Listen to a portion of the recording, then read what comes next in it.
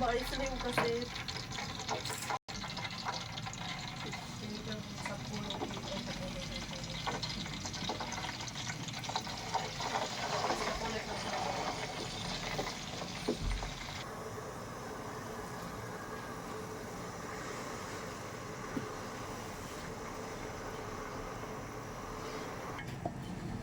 Guys, so free taste, isang kutsara. Look at that chili oil ng pino niyan. Sobrang pino, masarap sa siomai, sa ramen, sa mga noodles. Ang aming homemade na chili oil. Sarap niyan.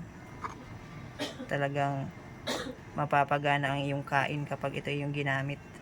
Mapapagana ang iyong kain kapag ito yung nilagay. Mapapagana ang iyong kain kapag ito ay